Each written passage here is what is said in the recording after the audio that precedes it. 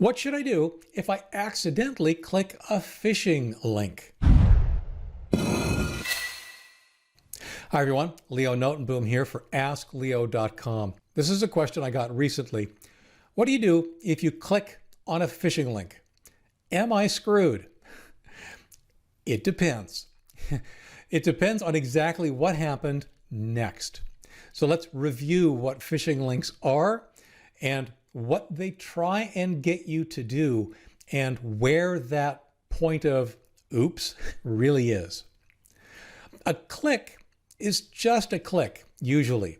Most of the time, clicking on a link that is crafted to look like something it's not will simply bring you to a web page. That's all. That's fine. There's generally nothing bad about that. Most of the phishing links are intended to bring you to web pages that just work, that happen to look like something they're not. For example, a phishing expedition targeting PayPal accounts. When you click on that link, it may take you to a page that looks like the PayPal login page. That's fine. Honestly, that part of it so far is fine. There's nothing bad that has happened yet. The problem is if you try and sign in. The problem is if you don't notice that it's not really PayPal. Hopefully you're looking at the URL in the address bar to make sure. But if you don't notice that it's not PayPal and you try to sign in, chances are you're going to get a sign in failed message because it wasn't really PayPal. They didn't want to use your credentials that you just provided them to log you into PayPal. They wanted to collect the credentials that you just typed in. Now you might be screwed. If you get to a situation where you suddenly realize you've clicked on a phishing link and you've tried to log into a site that wouldn't let you, stop.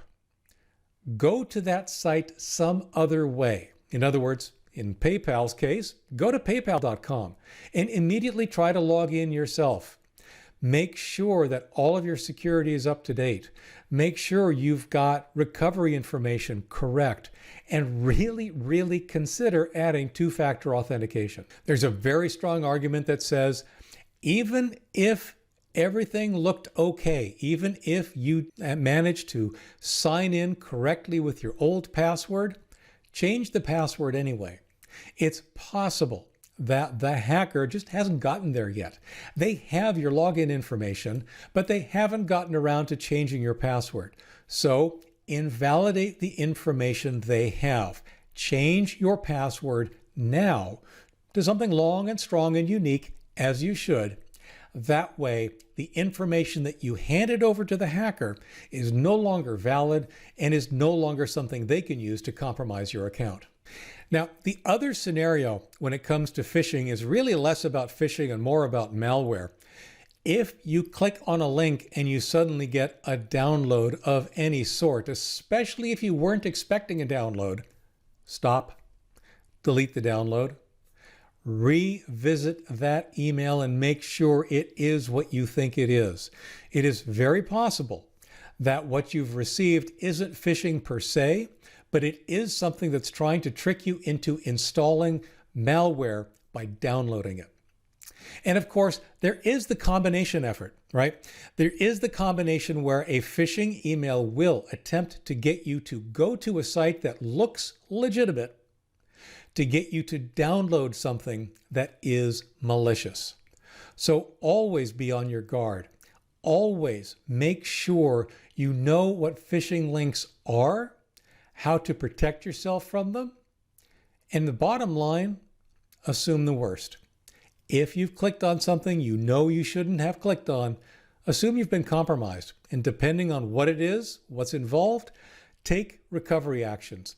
Change the password, run the anti-malware scan, whatever is appropriate to the scenario that you're in. The most important lesson from this is simply to always be on your guard and take the time to learn what phishing links look like, what they do, and what the telltale signs of a phishing expedition are. It's getting harder. Absolutely. There is no question that phishing can be very difficult to identify, but that's why you need to take your time, get a little educated, and when in doubt, don't click. Go to the site using your own bookmark or typed in URL. For updates, for links related to this article, for comments and more, visit askleo.com/132182. I'm Leo Notenboom. This is askleo.com. Thanks for watching.